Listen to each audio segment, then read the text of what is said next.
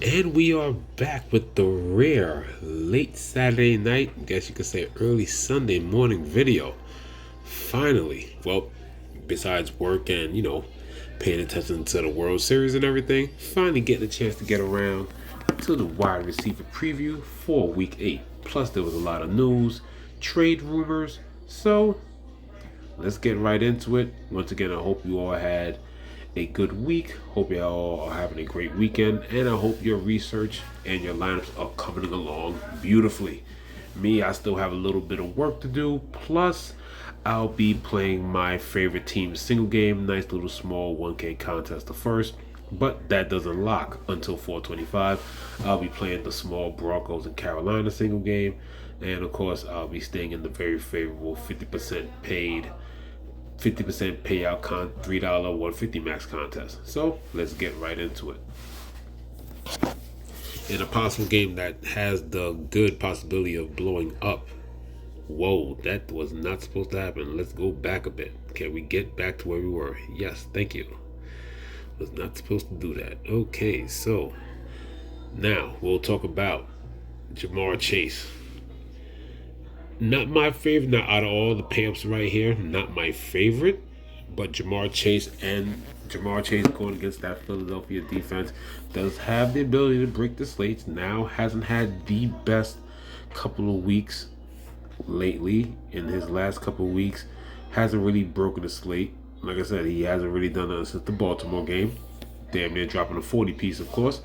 But lately it's been T. Higgins with the tough catches. But with T. Higgins catching that quadricep injury, we already know how that offense can struggle, because what they'll do is they'll just send more coverage and have everybody else struggling in that offense. So if T. Higgins can still play, I do like Jamar Chase as a low-owned piece. Another low-owned piece, I don't think 4, 5, 6%, but low-owned, where I don't think CD is going to get a lot of ownership with everything and all the pieces of availability during the 1 and 4 o'clock games. But this is something that's interesting to have, a low OPs going at night against a very beatable San Francisco secondary. CD does have the opportunity and the smart history of having a couple of big games, especially in the playoffs against the 49ers. I do like having him as a one-off, even though I did mention having him and Dak at the end of the night. It is probably a cool thing to have. Having a low-owned CD one-off doesn't really make Dak suitable or necessary to keep yourself contrarian. If you're in a good spot with possibly a just under 10%, maybe 11% CD Lamb, you don't really need to stack. You just need Dak to feed him the ball. AJ Brown has had an unbelievable season. Cincinnati defense can be had with their man coverage. AJ Brown, one of the best man coverage beaters in the league, so I think I like him at 9,000. Wide receivers are priced up, but when it comes to the guys up top, I actually like. 9,000, somewhat drops, but when it comes to this 9,000 crew, top play would be AJ Brown. Amon-Ra St. Brown is going to see targets, probably going to see more targets without Jameson Williams. It's hard to lock down Amon-Ra, but he's always a good play. Indianapolis secondary will have their hands full with Stephon Diggs, still no Nico Collins. But one of the big, these two players right here, 84 and 83, they're definitely making big news. Before we get to that, we'll just jump down a little bit before we get to some injury news, because this episode might run a little longer, like a couple of other episodes this week, because of all the injury news that needed to be confirmed. And then, of course, we got to get down to Devo. So we'll just do a little injury news first. First off, before we get to there, low-owned Jaden Reed against a very suspect Jacksonville secondary. I think this is probably one of the best GPP plays out there this week. Jordan Love also coming low-owned. If there's nothing more than you love than a very talented, break-the-slate kind of receiver that's going to be low-owned, how about a low-owned mini-stack? Because Jaden Reed is now mostly projected. There's other quarterbacks that everybody wants to play, so Jordan Love, I said Jaden Reed. Jaden Reed, Jordan Love, the double JRs basically are both looking at. I know Jordan Love is probably looking at under 6%. So low on mini stack, Jaden Reed does look like it. The only thing that sucks about trying to get, the only thing that sucks about getting, trying to get them right is those times where you skinny stack and then he goes to Dontavian Wicks and Romeo Dobbs. So, you know, take it with a pinch of salt. I actually like Jordan Love doubles, not for safety, but, you know, they just have the ability to, you know, break the slate. So now let's get to the injury news. We all know Mike Evans out with the hamstring injury. We all know, unfortunately, what happened to Chris Godwin. Very unfortunate. It sucks. It's the way football, you know, goes sometimes. And, you know, it's the next man up. Well, when you lose two people, it's basically next squad up. So right now, the way it's looking is that the top two guns are down. We saw Sterling Shepard in action. We've seen Jalen McMillan in action earlier in the season. And then we also have Trey Palmer as well. I don't know exactly who are the guys that they called up from the practice squad, to be honest. But right now, as exciting as it is to, you know, get to some of this value, it's also value that could like ruin your day, because I'm not gonna lie, when you lose all that and then you have just the two running backs that you have left in Cade Otton, that just makes Atlanta a better defense. Like I said, I did my preseason video, and then I also did a couple other videos where I like Atlanta as a defensive choice, and they're gonna be there. One of the more popular cheap picks that I did go over in the defensive video is that you got $3,400 Miami at home. That crowd's going to be crazy with the coming back of Tua and everybody else. And like I said, the way that defense is going to be flying around the ball, if we get a deep Tyreek Hill touchdown from Tua, I mean, it's just going to have just the situation itself. It's just going to have the Miami defense in a great position. But I really like, you know, a lot of ownership is going away from what is a prime and easy. With the injuries, Atlanta's probably the safest pick, because there's not really much they can do to knock down Atlanta. Like, they're in no risk of getting a negative, and they're very minimal risk of dropping under 7 or 6 points, because they have the pressure to get to Baker. But to nullify that, they will try to go heavy sets. They will run double tight ends, maybe 2 receiver sets. They probably won't run a lot of 3 receiver sets like that, from what the coaching staff say. So pretty much you're looking at any one of these 3 guys: Shepard, McMillan, Trey Palmer. It sounds like, with the way the game plan is going to be for the next couple of weeks, we'll just worry about this week first. You're just playing a dart throw. Who do I like? Yes, Sterling Shepard caught a touchdown. So did Jalen McMillan. Trey Palmer's been there since last year. But I like Jalen McMillan. Jalen McMillan was the only one right here that was getting actually third receiver run with these guys in there. I remember, like I said, if I'm not mistaken, without saying it, I remember he was getting a couple of targets, and then he caught like an in and out slant, kind of like a deep, it wasn't really a slant, it was more like a deep out, and not a cross slant, but more of a deep out, and you know, Mayfield was trying to get to him. So I really like Jalen McMillan, because of, you know, what he's done before. As you can see, he didn't really do much here, but like I said, in that Washington game, he got 3 targets, and then he connected on one for a touchdown. So if anything, he'll be the next guy up.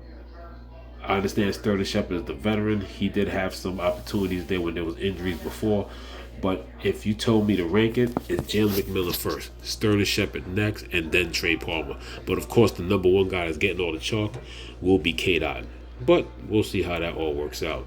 Now, let's get back to the wide receiver preview. DK Metcalf now out. DK Metcalf out brings up Noah Fant without a doubt, but it also brings up Jansen. One of the most famous things that's been consistent for almost a decade now, for almost as long as pretty much as long as, most importantly, Josh Allen been there. What is it that the Bills defense does so well?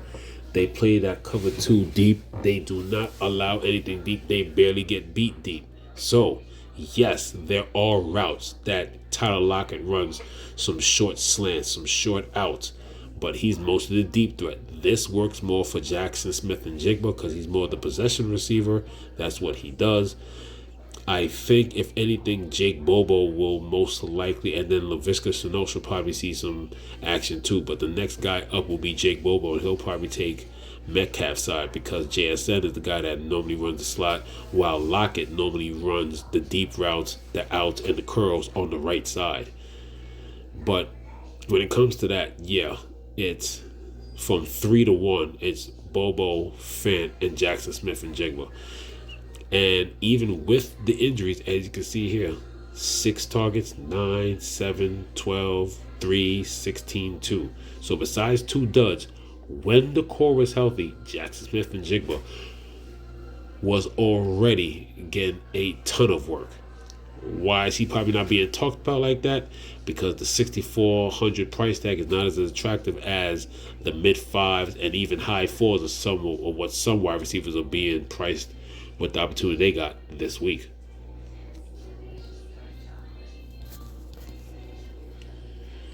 As we continue down a little further, like I said, we already spoke about Debo. Even if he plays, I think he's going to be very limited. He's been very sick this week. Pneumonia, coming out the hospital. Not only that, Ayuk is out for the year. Not only that, Jennings is out this week. So if we go to 49ers, here's some more value. This is all the value they got.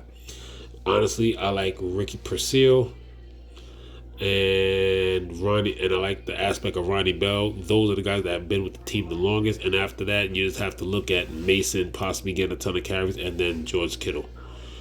I think the more I analyze it, this is going to be the straight up truth to you guys. There's a lot of possibility that some of this chalk can bust. And with the injuries that some of these teams have, they're not going to be able to move the ball much. That's the danger of this value. It was exciting in the beginning of the week, but I'm starting to see this more in a clearer light, and you're going to have to understand that. There's nothing wrong with getting pieces of this, some of this low-owned and some of it good-owned chalk, but be careful. Be very careful what you get yourself exposed to here this week. Drake London in the pass funnel matchup, you got to love that. I think against New England, at 7,800 Devontae Adams, I think you got to like the fact that Devontae should be able to catch that touchdown. Adam Lazard is out this week. I mean, the chalk play, they've been so bad that Tyreek Hill hasn't been this cheap in 4 years possibly. And the foot is more of a precautionary thing. Tyreek Hill is just a great matchup. Him, A-Chain priced down. I think A-Chain is 6,900. You got Jalen Waddle in the high 5s. Miami's definitely in the chalkiest stack, as well noted. But what's funny is that it's good to stack him because if he has a great game in his first game back, you have a low-owned head of the snake into a Tagovailoa with these chalky pieces drawing ownership. So, yes, it's good to have one of them in the lineup, but I think 2 are doubles, just like how Jordan Love doubles are possibly necessary and viable this week. Definitely something to think about. As we keep going down, Amari Cooper with another week with Buffalo has a little bit more of the playbook on hand. Seattle backfield still a bit dinged up, so you gotta like that. Zay Flowers has a great matchup, but he is going into this matchup questionable, but I think he's leaning towards the play if I'm not mistaken. I don't think there was any danger. There was more danger with T. Higgins catching a quad injury, I think, on Friday or late Thursday practice, so keep an eye out for that. I believe Tank Dell has a bounce back at 6,900. DJ Moore, I think that's a nice old play. I think he's going to become low owned. He's definitely my favorite in the 6s range. His game and his style of play definitely, like I said, we're still going to attack Washington secondary, and the way you do it is you attack them deep. So I love DJ Moore coming up this week. Brian Thomas is just a stud. Has Green Bay. We already went against Jack Smith and Jigba. Keenan Allen, 6,400, is playable, viable play. Darnell Mooney, as usual, you can always it plays out the same way. Use him as leverage against the Drake London chalk, even though Drake London is the first read, and Kirk Cousins is the type of guy to lock on people. But Kirk Cousins does share that ball around. Now, here's the thing about the wide receiver chalk. I like Mooney over London because there's a possibility Mooney can get Also, he did score 2 touchdowns in that wild game a few weeks ago when Kirk Cousins threw for 500 yards. But in that same game, London only had 1 touchdown, but also had 12 catches for 154 yards. But with the ability that Tampa Bay can move the ball, there's something that tells me this game is going to get shrunken into bad field position for Tampa Bay, good field position for Atlanta, and the passing play set up both Algier and Bijan Robinson for some TD runs. Not saying that Kirk Cousins, like I said, if they can't move the ball, they're going to be doing a lot of punting. So I still think Kirk Cousins himself has close to 300 yards, but if the field shrinks because they can't move the ball and they're only punting to Atlanta's 40 or 35-yard line, you know, when you lose those yardage and you're not driving all the way from the 25 and the 20 and the 30, pretty much common sense tells you that it's going to be almost impossible for Kirk Cousins to get to those 300 yards. But to beat the chalk, I'm still playing Mooney a lot. Romeo Dobbs is viable, as I said. And Tyler Lockett is still viable. I like Tyler Lockett. It's just that the matchup, if you've been paying attention to fantasy, and if you just pay attention to football in general, the style of Lockett doesn't suit fit. Can he still, he doesn't run everything deep. He does run some deep outs and some, curls and some slants and stuff like that. But for Lockett to have that slate breaking kind of thing that he does, it's not going to happen against Buffalo because they're not going to allow him to get that deep to have one of those, what it seems to be like once last year and then a couple of times like every year before that. He's a boom and bust guy, and Buffalo is definitely not going to let him get the 3 to 6 catches for 117, 127, and 2 touchdowns. It's not going to happen. We'll keep going down here. Hey, Jerry Jeudy's finally going to be looking good this week at that value at 6,000 with James Winston at QB. Like I said, there goes Jalen Waddle at 59. Dontavian Wicks, Jacoby Myers is back this week, but that's not really anything. Shakir at Seattle, always viable. Rashad Bateman. Rashad Bateman is a deep threat that could beat Cleveland deep because he won't draw the top. He won't draw the top matchups. I like Rashad Bateman as a GPP play. Cortland Sutton looks good against a bad Carolina defense. He's pretty much, even though that ball does get spread around and Bo Nix doesn't have the biggest volume of passes, Cortland Sutton is basically pretty much hands down his favorite target. 6, 5, 9, 11, 4, 12. Besides 1 week and a couple of boom weeks, it stays pretty consistent going towards him. As we keep scrolling down, there's still a ton of value to go around. Like I said, Ray McCloud, that's a GPP dart. Ray McCloud is only getting to... He pretty much sees the scrap, but has the ability to bust one for his price. Ricky Purcell, we already went through that. Andre Yoshi is a GPP play itself. Looks a lot better if Higgins is out. Once again, Higgins did just get this quadricep injury 2 days ago. We already went through most. That's why I wanted to go through the injury part first. We already went through most of the good value here as I keep scrolling down. There's still pieces that we can still talk about. Like I said, there goes Jalen McMillan, little Jordan Humphreys there. Khalif Raymond is an option for Tennessee with the JMO suspension. Also, with that suspension, I think you could also add. He should be coming up. There you go. That's definitely one of my favorite plays this week. I like Tim Patrick. A couple of weeks ago, Tim Patrick was able to get a little run. He was getting targeted in the Dallas Cowboy game a bit. 3 targets, 2 targets.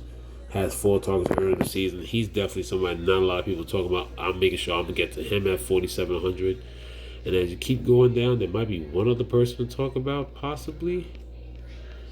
If so, we already spoke about Jake Bobo. That's why I want to do the injuries first. We already got to him. I think that's pretty much it. I don't really think there's anybody here down that far. We're here at 4,000, so you can't go no lower.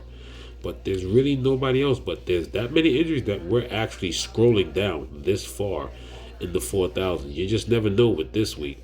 Like I said, there's going to be some low OPs that's going to kill people. There's going to be some low OPs that's probably going to win players hundreds of thousands of dollars. But that is the very late wide receiver preview and top plays. I had to do this video because I felt bad that I didn't get to all the videos last week. But no excuse here. Videos have to be done. You can use this short video as a preview before you get to your main guys that you like. That's why I didn't want this video to be too long. This is Grade A Fantasy. Good luck on Sunday, Week 8. Hope to see you at the top of the leaderboard on FanDuel. This is Grade A Fantasy, and I'm signing off. Good luck tomorrow. Once again, we play fantasy. Don't let fantasy play you. Play responsibly, everybody.